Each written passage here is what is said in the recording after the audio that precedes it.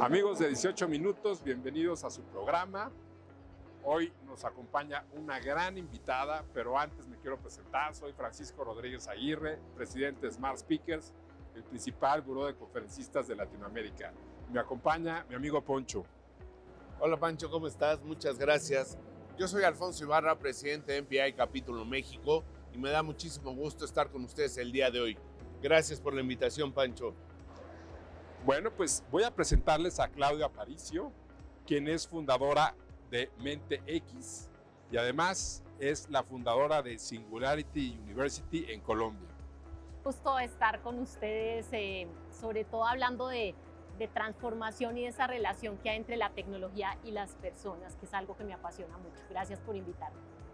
Claudia, ¿por qué solo el 30% de las iniciativas y de las empresas que tocan temas de evolución tecnológica, por qué solo son exitosos este 30%? Mira, eso tiene un poquito de, voy a hacer historia patria. Resulta que yo hace 8 años, cuando caí enamorada de Singularity, me fui a vivir al Silicon Valley y aprendí el modelo y quería que llegara a América Latina. Y de hecho decidí volver por eso. Y cuando empecé a trabajar con compañías, encontraba un gap enorme entre lo que se veía en el Silicon Valley y lo que teníamos nosotros en América Latina y muchas dificultades de implementación. Entonces empecé a pensar esta idea de organizaciones exponenciales, cómo se comía en América Latina, y el año pasado hicimos un gran estudio comparando variables de desempeño económico de las empresas, es decir, cuánto venden, cuáles son sus utilidades, con encuestas cualitativas para analizar estrategias de innovación y de implementación tecnológica. Y el hallazgo fue que, a diferencia de lo que uno pensaría, que es implementar la tecnología es lo que impulsa el avance de las compañías, lo que descubrimos es que había un prerequisito previo de éxito. Y ese prerequisito previo de éxito está asociado a la capacidad de adaptabilidad de las organizaciones. Primero, una organización debe ser adaptable, de tener un propósito estratégico, un gran vínculo con sus empleados, con sus redes de proveedores, con sus bancos, con los otros competidores, que es lo que le permite colaborar y acelerar, y atreverse a hacer experimentos tecnológicos que lo van habilitando para que cuando se lance al gran momento de la oportunidad pueda sacar provecho y pueda tener ese crecimiento de 10x. Entonces ese fue el gran hallazgo que encontramos. Veíamos empresas de distintas industrias que uno diría fueron perdedoras de la pandemia, y encontrás empresas que ganaron. Industrias a las que les fue muy bien, por ejemplo tecnología, y habían perdedores. Entonces por eso llegamos a esa conclusión de que adaptabilidad sin duda es la joya de la corona en un ecosistema emergente como el de América Latina. Ser todavía human-centric ayuda a prepararse para enfrentar un cambio tecnológico radical.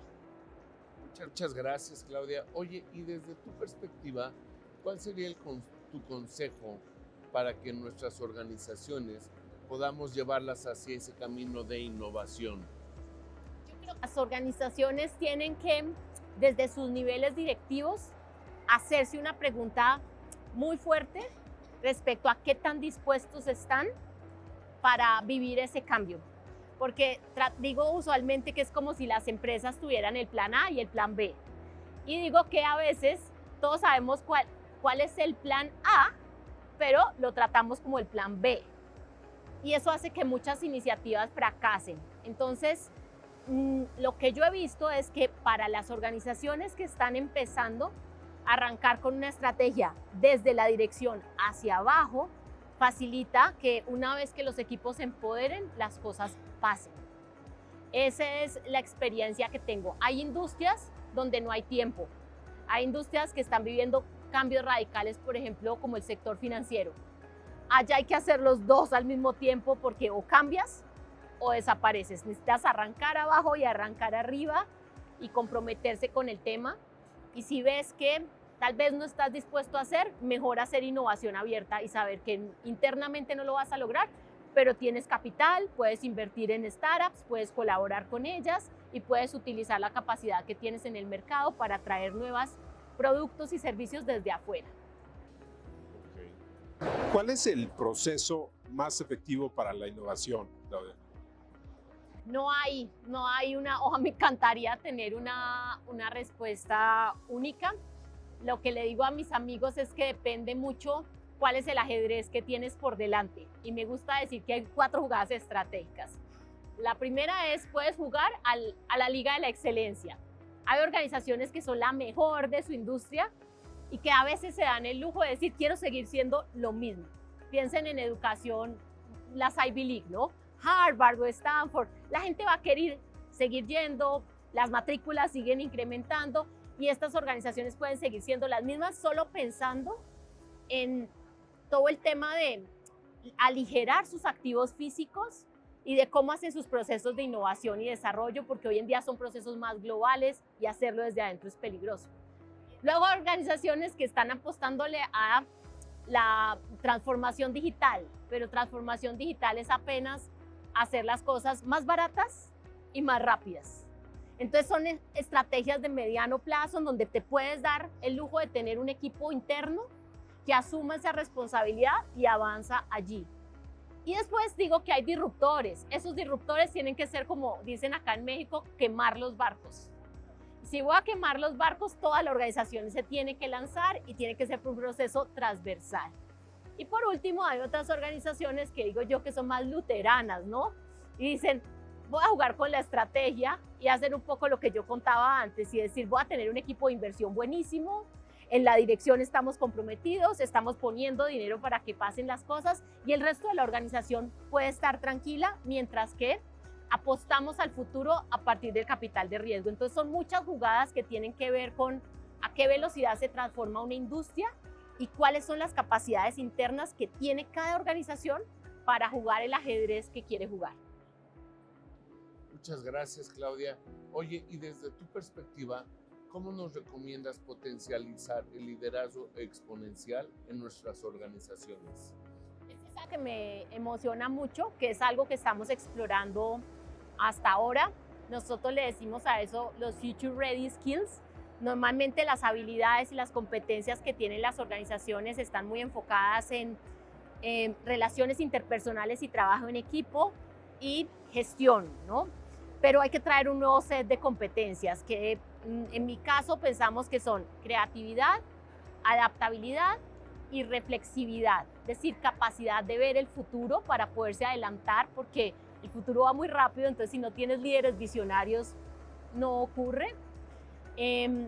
Creatividad para poder lanzarse a hacer cosas distintas a como la hace la industria y adaptabilidad para saber que hay que iterar y que no le vamos a pegar a la primera, que algo que hemos hecho 100 años igual no va a cambiar de un día a la mañana. Entonces, el mensaje central hablando de liderazgo exponencial es que tal vez si le tuviéramos que pedir a los C-Level cuál de esas escoger, debería ser la capacidad de ser adaptables.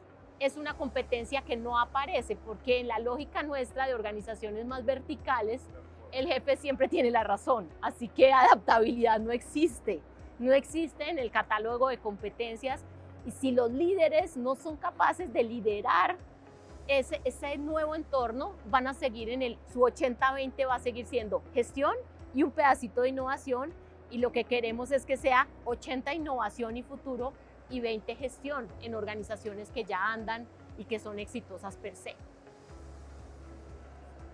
Claudia, ya nos platicaste que estuviste viviendo en el Silicon Valley, ahí en Singularity University, estuviste una buena temporada, pero pues ese es el mundo, ¿no? Del primer mundo, de alta tecnología.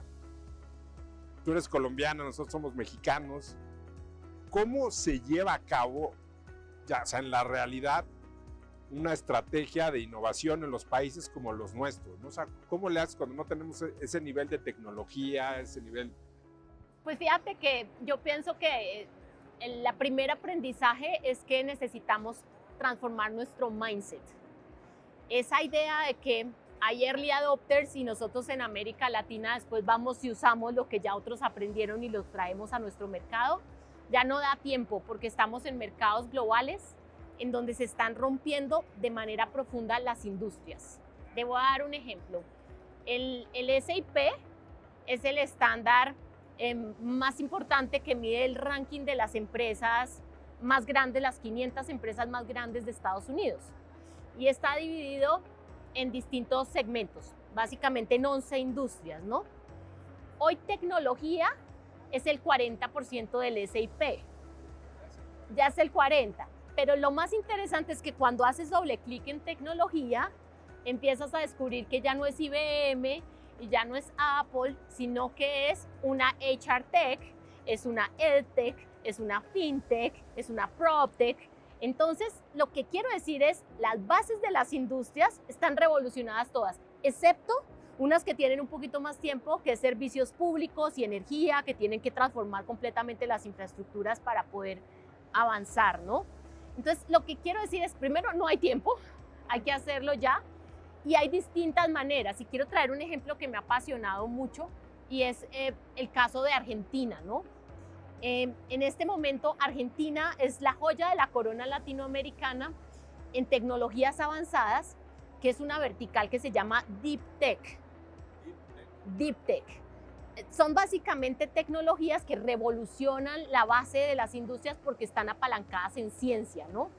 Imagínense, por ejemplo, ser capaz de hacer un proceso de producción de carne de laboratorio, ¿sí? O ser capaz de hacer una test molecular para identificar con mucha anticipación si puedo sufrir cáncer. Son maneras de revolucionar las industrias tremendas porque en vez de, por ejemplo, atender a las personas enfermas, pues soy capaz de predecir que van a estar enfermas. Y lo que está pasando en Argentina es que le han dado mucha fuerza a ese tema, universidades, científicos, y están convirtiendo científicos en emprendedores. Y hay casos de esos en América Latina. Notco en Chile, que hace carne o proteína de base vegetal, ya es un unicornio. En Argentina hay 100 deep techs en camino que están cambiando la industria de los alimentos, la industria de la agricultura, la industria de la salud, la industria energética.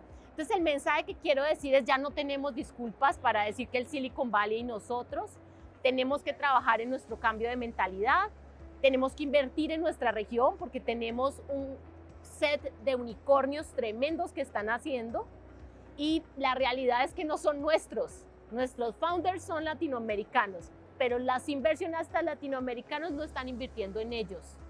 Todo el capital viene de afuera, así que estamos viviendo una transición que nos invita a colaborar entre las empresas establecidas, que son la base del empleo de calidad, de la democracia en América Latina, y estas startups que están en ecosistemas muy imperfectos y que podrían crecer de una mejor manera si colaboráramos. Entonces, pues sé que te estoy dando una respuesta ahí un poco compleja, pero el mensaje que quiero dejar es, ya no hay barreras, ya no hay lugar para esperar a que otro lo haga.